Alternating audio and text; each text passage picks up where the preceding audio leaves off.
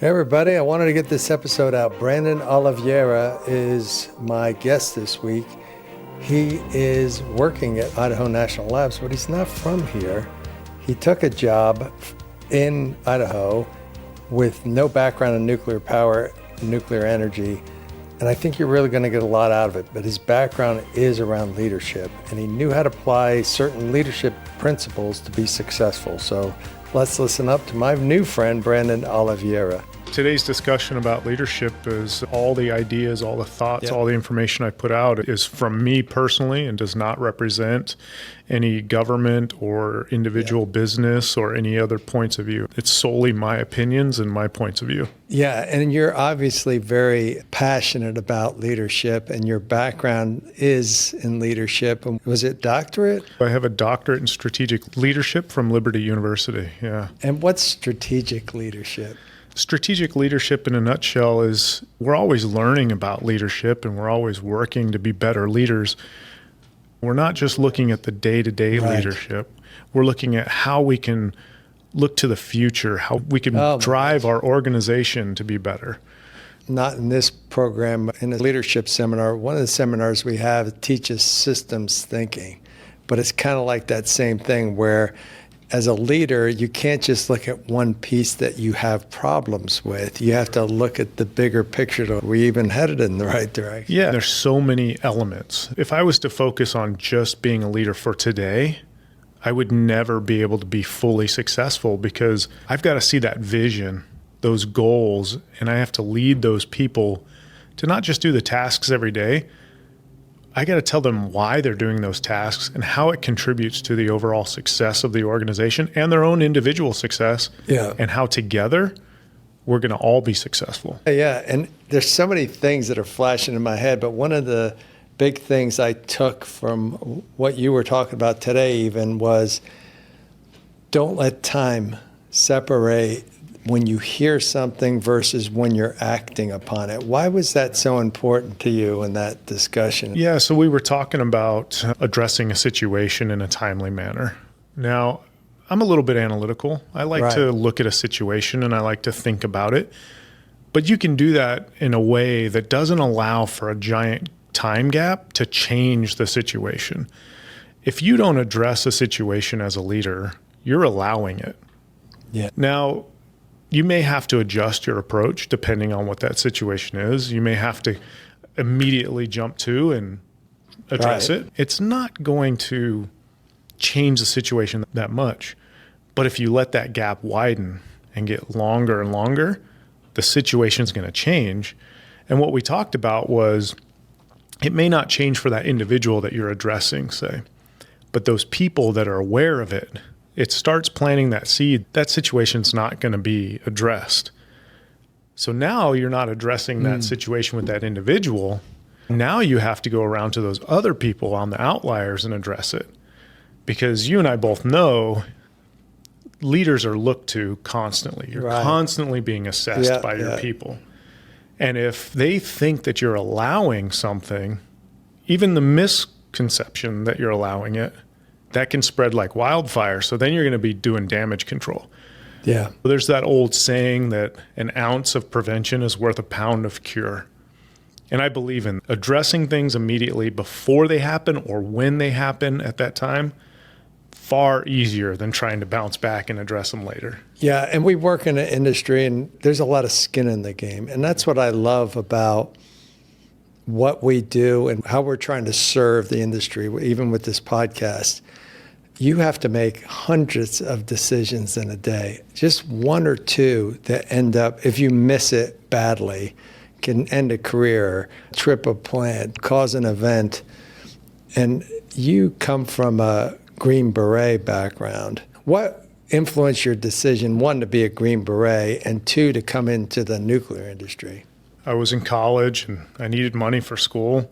I'd always liked the outdoors and I got involved with the ROTC. And I had a mentor that was a special forces officer in our ROTC program at the University of Montana.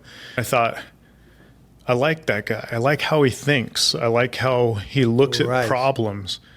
And that really appealed to me. And so I went into the Army. And when I went into the Army, I was actually an engineer, combat engineer, because you had to wait 3 years to try out for Special Forces.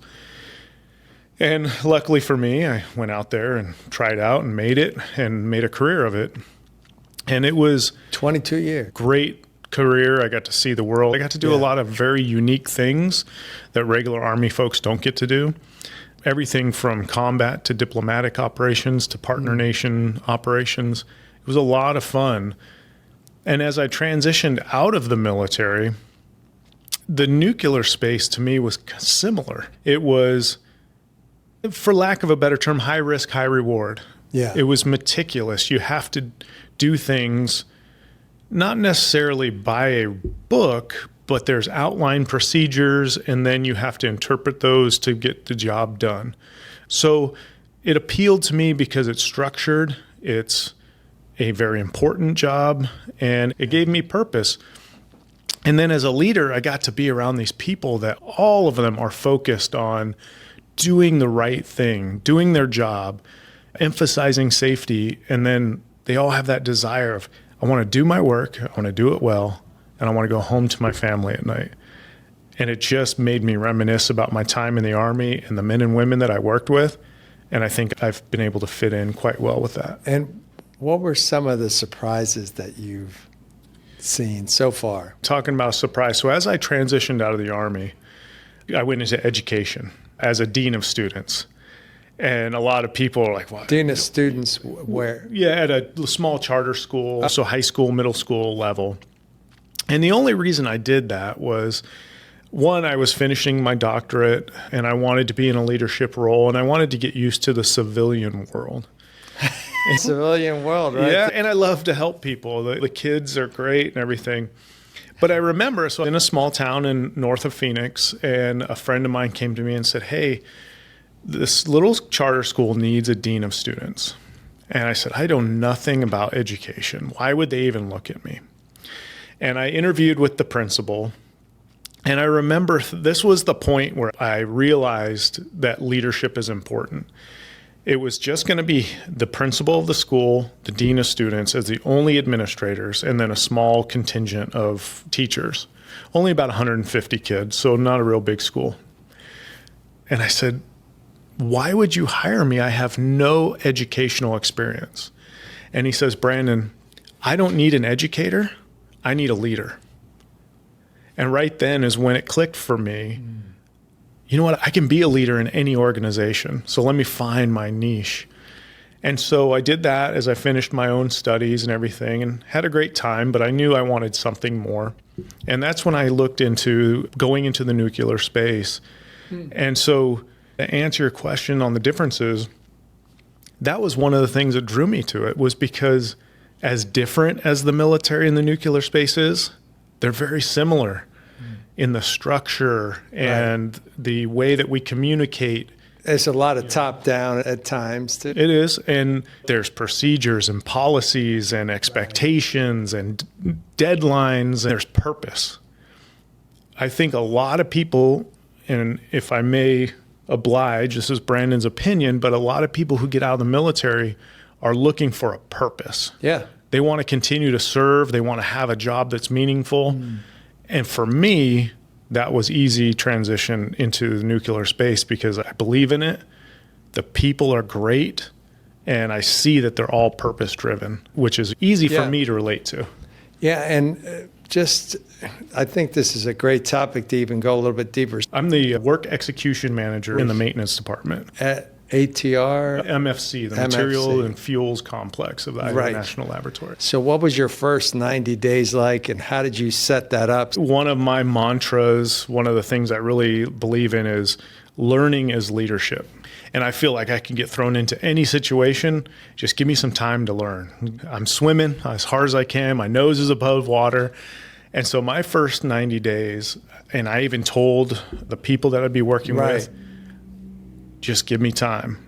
And I just dove into manuals. I dove into policies. I dove into procedures. And I told them, don't be afraid if I'm asking you questions. I'm not trying to stump the chump here. I'm trying to learn. And so still to this day, really, but those first 90 days, I literally just sat and listened, read, and to build up my knowledge base about the industry. And then it started to expose that, hey, there's a different language here, but the foundation's the same. Tell me about their response to that. What did you see as you were having these conversations and asking them questions? Hesitancy. Here's this outsider. Right. All they knew is I had been in some Army unit and I was coming out, I was new, and now I'm their boss. What is he going to be like? They were comparing me to former bosses they had, and they're trying to figure me out. That hesitancy was also not just a hesitancy to rely on me or trust me. It was, can I talk to this guy? Is he going to hold every word against me? And so I had to just continually engage with them and build that base of trust and ask opinions. The first guys that I asked their opinions, very guarded. But once they started realizing that I was just gathering information so I could make things better, or at least try to, they started opening up more. So it was very guarded at first, but we're at a point now where they realize I have their best interest in mind. I have carpenters, welders, plumbers, mechanics. Right. Nobody you put in that position that I'm in will know everything about the jobs that they do. Yeah. But that's okay, because I'm not there to be a carpenter or an electrician or a plumber. Once they saw, that's when our relationship really started taking off. And I'm sure many leaders that are listening to this podcast might think of this question as, did you at any point doubt that it was going to come around and shift? Did you have experience to know this plan would work, or was there a period of doubt there? There was definitely doubt. Like most leaders, I'm my own worst critic. Right. Am I catching on fast enough? Am I learning these regulations and policies fast enough? Do I understand what they do on a daily basis enough to speak coherently to them? Am I relating with them? And I would say in the beginning, sure, there were seeds of doubt, but I just reverted back to the fact that I'm not there to do their job. And it's okay to show a little bit of vulnerability, to say, hey, explain that to me. Hey, Bill, I know you're going out on this job today. Can you explain to me what you're doing? Can I watch you? And once that started clicking, then I was like, okay, I've got a good battle rhythm here. I can get through this. Now, did you have someone that was helping you on the INL leadership side that kind of mentored you? I report to a maintenance manager, and then also we have a work control manager. And I just leaned on them and a couple of our planners that have been around for a long time. And I would meet with them every week. One gentleman's been in the nuclear space for 30 years.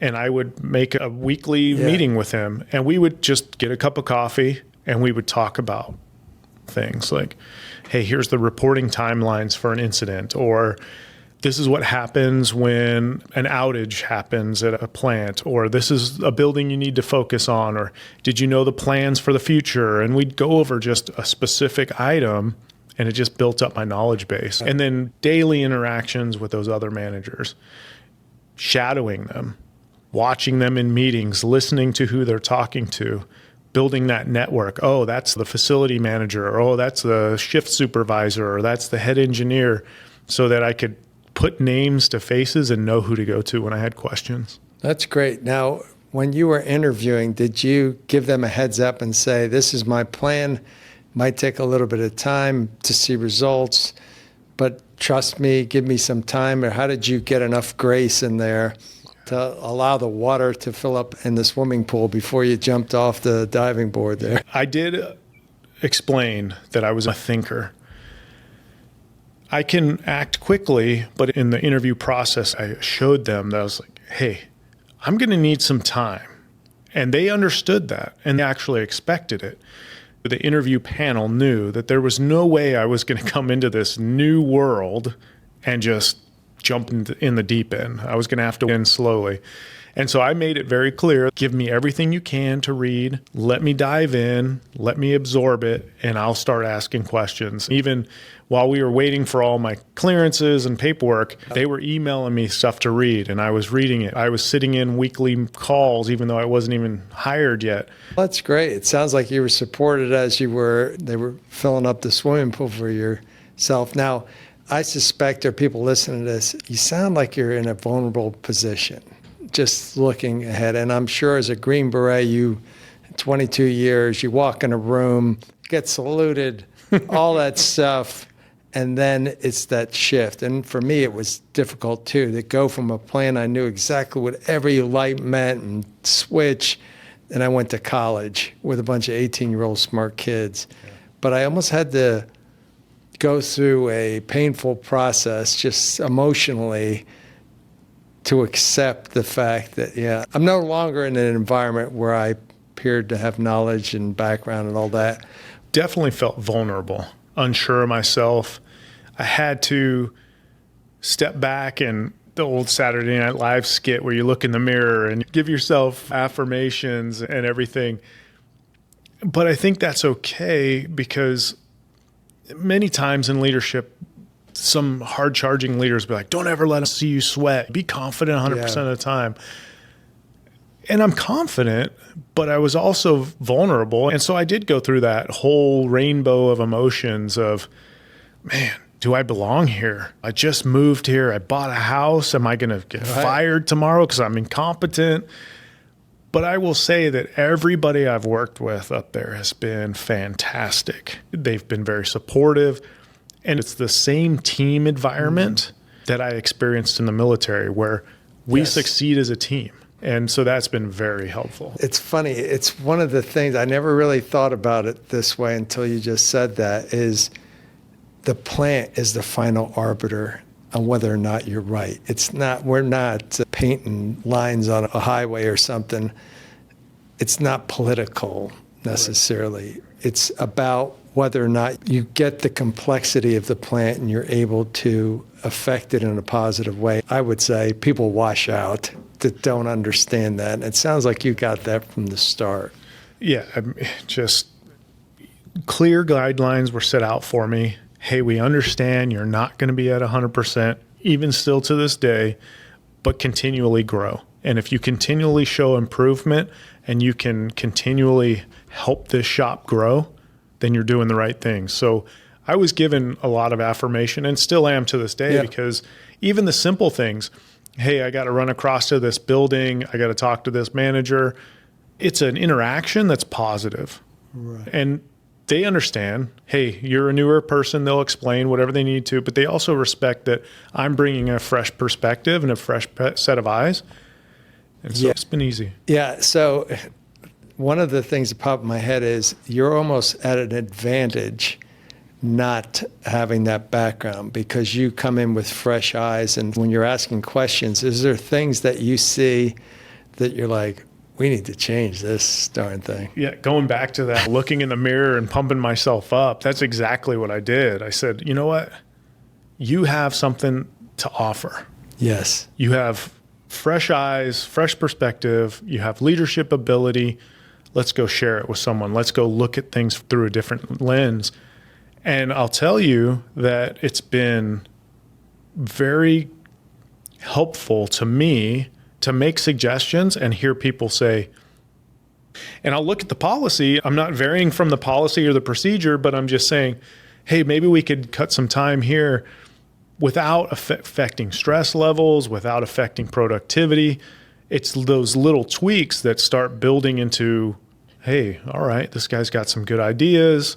Right. He's taking care of us. He's taking something off our plate that maybe we're just wasting an hour a week in this meeting, and he just took it off our plate. Little things like that, you're building credibility, and people are starting to see, okay, hey, he's contributing.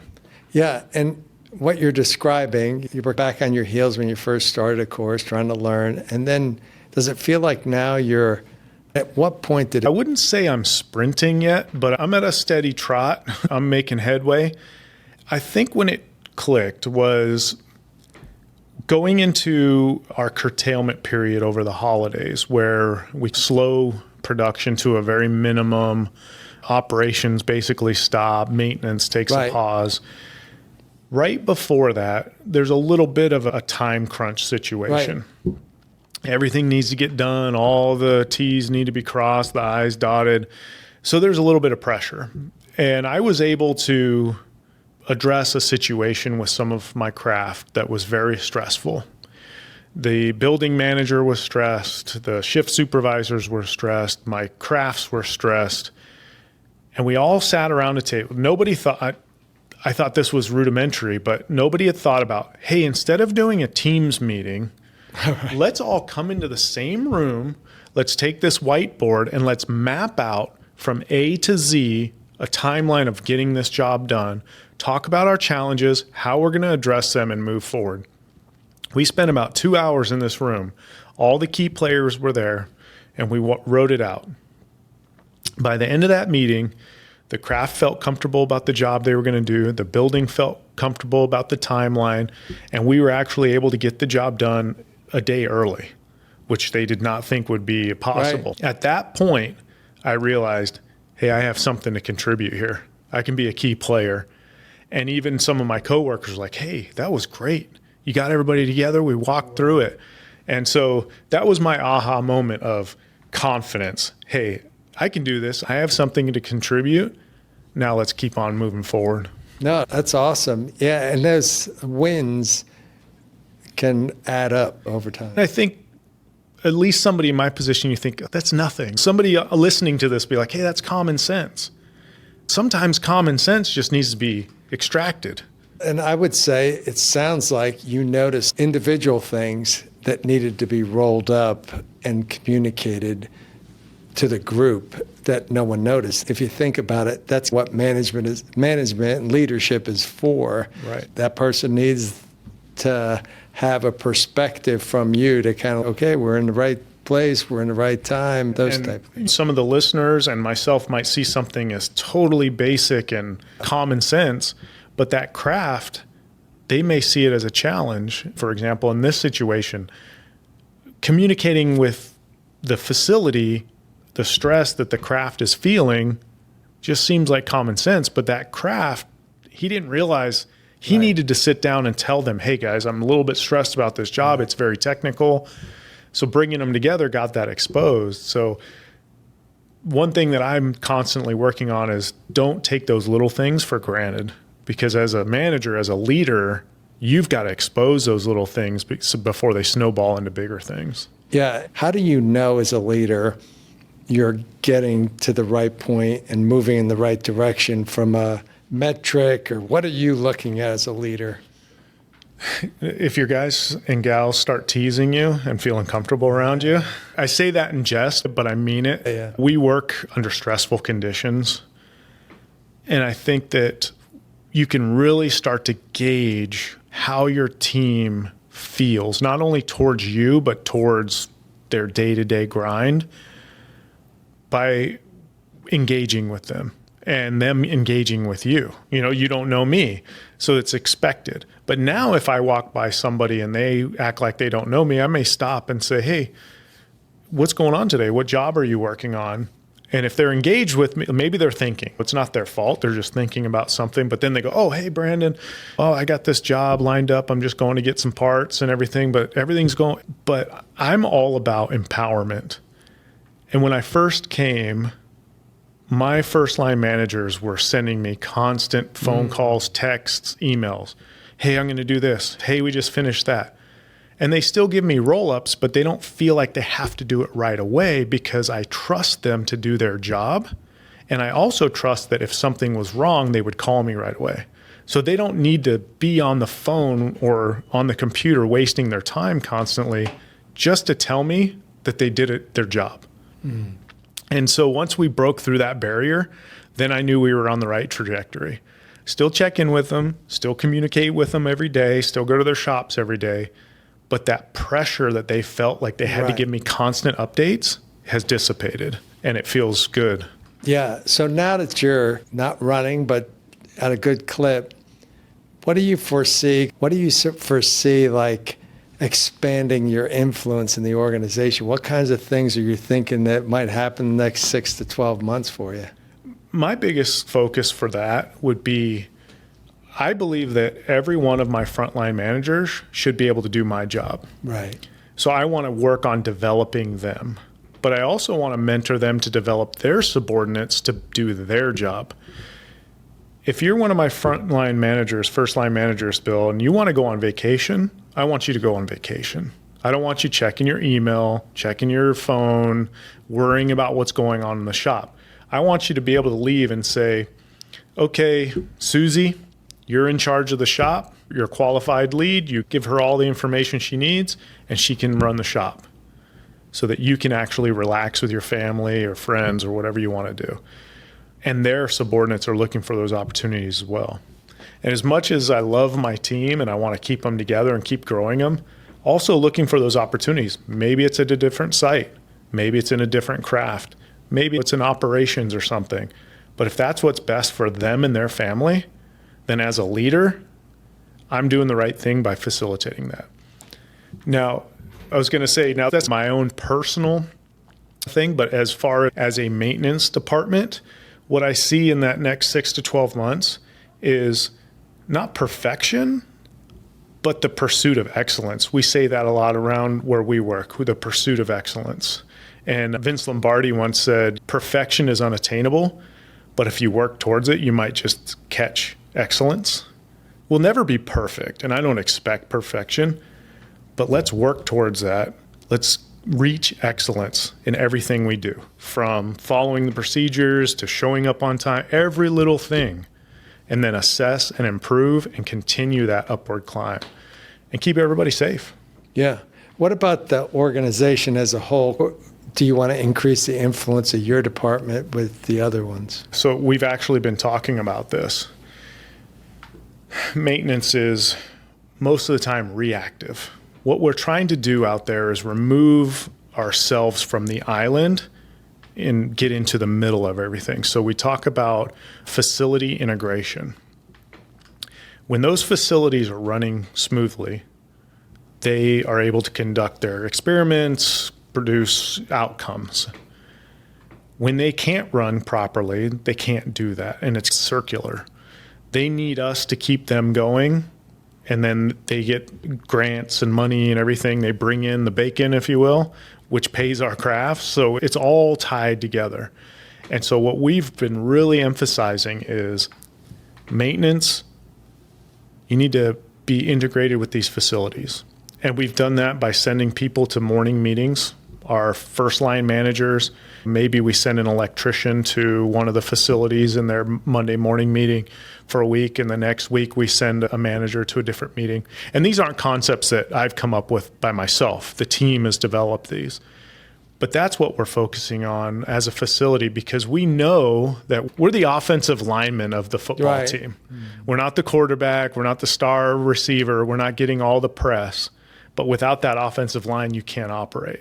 And so we get in there, we do our job, we do it right, we do it timely, we do it safe. They can operate seamlessly, and then everything keeps flowing. Skilled workers are just amazing. And what they do every day, my job is to show them that you didn't just fix this. You fixed this to facilitate this and show them the big picture. And then if they can start doing that and we can start integrating, I think we become this key part of the entire operation that's undeniably recognizable. And what about, I'm sure your facility's not getting any younger, what are you doing to drive change and replacements and things like that? Whew, what a leadership challenge that is, right? Yeah. Because you're not talking about leading people anymore, which is obviously a comfort zone for a leader, but you're leading ideas. How do we adapt? How do we overcome this 50-year-old piece of equipment that maybe we need fabrication to build a new part for?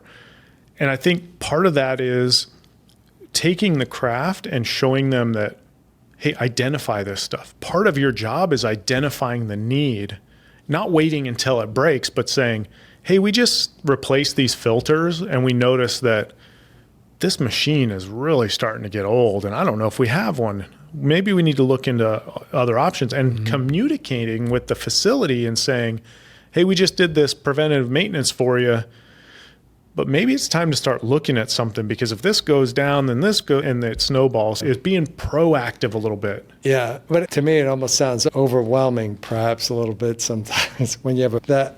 One of the funniest stories that I heard, and I apologize if anybody's listening that understands this story or knows this story better than me, but one of the funniest stories I heard when I showed up at INL was there was a switchboard or something that was very old, and it went down. And they opened up the panel, and there was a fuse system, and there was a note, a sticky note with a phone number on it. And they looked at the fuse system, and they're like, well, this is so obsolete. We don't have any of these. But they called the phone number, and a lady answered the phone in Southern California. And she said, I was wondering when anybody would call. And her husband had worked for the lab and had one more of those types of fuses left. As it was told to me, the point of it was, holy cow, this is a really old facility, and we've got to get creative on fixing a lot of these things.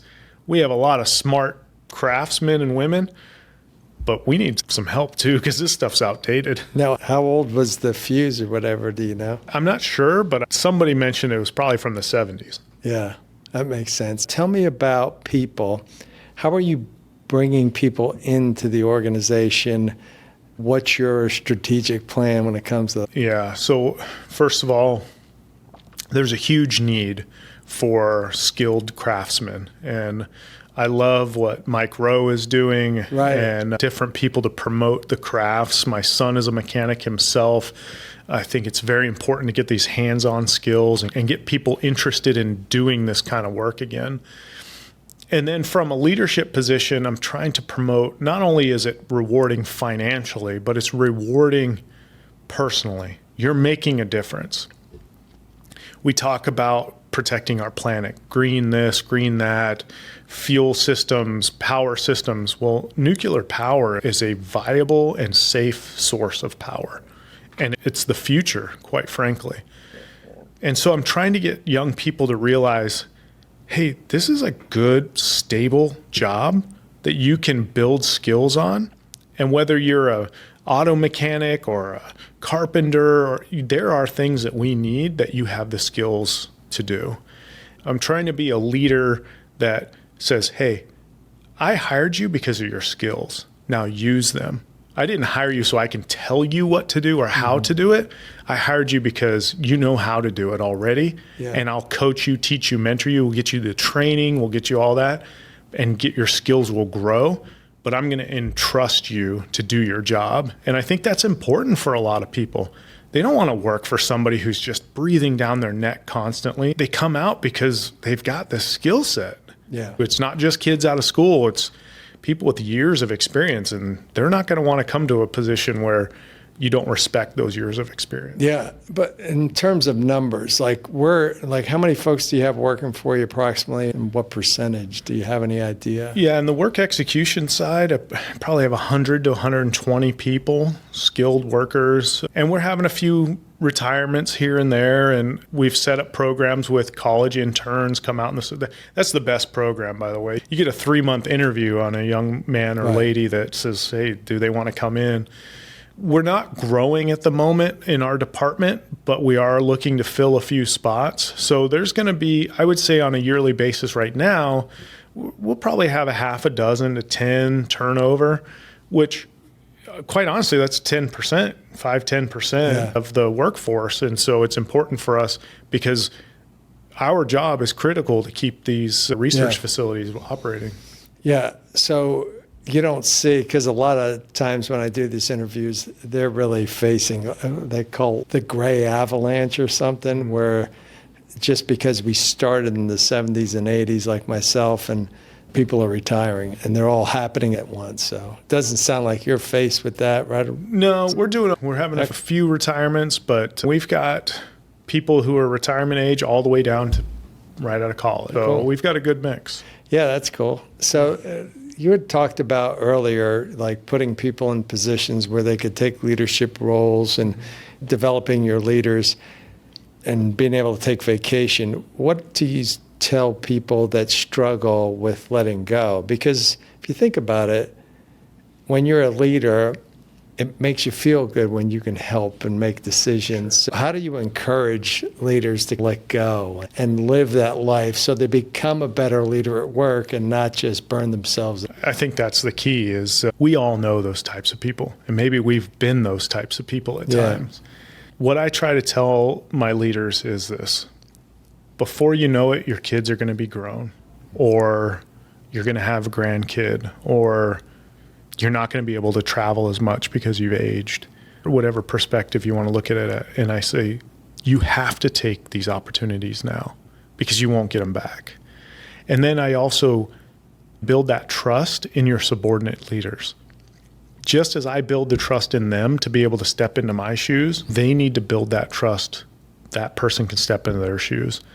And I think you take those two kind of approaches and you say, hey, look, it's important for you to break away for your mental health, your family health, your spiritual health. You need to break away from work. Work will be here. Work will never stop. But you also need to empower. Look what you're doing. You're training the next generation, the next leader. So you need to show them what right looks like. And what right looks is when you take that trip to the beach with your family, your phone is off, your computer's off, you're letting the shop run. And guess what? When you come back, it's going to be okay. Yeah. So that's the two things I emphasize. More like a trip to the river or the mountains. It's funny, when I went out west, for whatever reason, was looking, because I've always lived on the East Coast. Then I looked at the population density of the western states. It's crazy low compared. I'm a Western guy. Montana. I've lived all over the world, but I sometimes forget how close the states are on the East Coast because out west you drive for 8 hours and you're still in the same state in some cases. I'm actually going out to Idaho a couple times this year, but I'm going to make a rock hounding trip out to Utah, Wyoming, Idaho. The gem state. Yeah, and petrified wood and all that good stuff. But it also, when my wife and I were out in, what state was it? Arizona. And we did a little triangle. We went to a slot canyon thing. Then we went to the Grand Canyon, looked at that. And then we drove back to Sedona, Arizona. And I swear to you, we drove for 2 hours in Arizona and not one house. Not one thing of water, river, tree, nothing for hours. I'm like, this is bonkers. And it was on an Indian reservation. And just open road. Yeah, it was crazy. It was like, I don't know if I want to break down here. But I thought, this is remote. No matter how much we think of the East Coast, it's nowhere near what it is out there. No. You should go up there. Is it? Yeah, it's big on sapphires. You can pull off the side of the road and look. Except it would be a probably 12-hour drive from where. But anyway, let's look to wrap things up, Brandon. We talked about a lot of subjects. Was there anything that you wanted to talk about that we didn't mention? I think because the listeners out there, this is a leadership podcast. Leadership is difficult to define. It's about, there's 100 different factors that play into leadership, and a true leader has to be able to adjust the approach on any of those. Maybe you need a little more empathy in dealing with this situation, or maybe you need a little more decisiveness on this, or a collaboration on that. So the key to leadership in Brandon Oliveira's mind is learning. You're continually adapting. You're continually learning. A true leader will never stop learning because every situation is going to be different. And you need to be able to have this skill set, this deep toolbox that says, this is how I'm going to address this. And don't be afraid to make a mistake because that's part of learning too. Yeah. And you mentioned early on that guy that was in the Green Berets, and it sounds like that's what you sense from him. He had been through a lot. And he learned a lot, and he wasn't probably the same person in that leadership journey. No, not at all. One of my first encounters in the military, I'm a new lieutenant. I'm in charge. Right, yeah. And I had to write a plan. And so I got the briefing, and I sit down and I start writing. And the senior NCO had way more experience than me, just taps me on the shoulder and says, hey, sir, we're doing this together. And that's when I said, yeah, this is a team game. This is a team sport. I need to learn.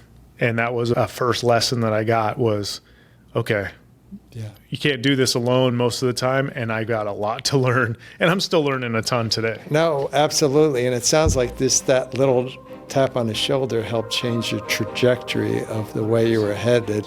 What I hope people will take from this podcast and this interview, appreciate it, Brandon, that just because you're on a certain path doesn't mean you can't make adjustments.